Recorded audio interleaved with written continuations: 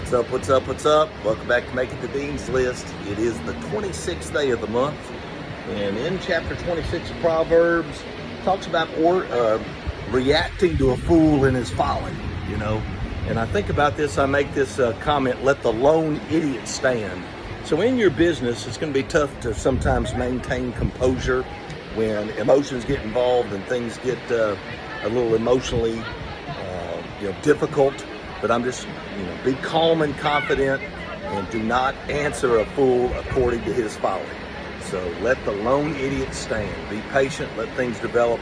Be calm when you're handling things, even under difficult emotional situations. All right, have a blessed day, a blessed week. Have a good month too.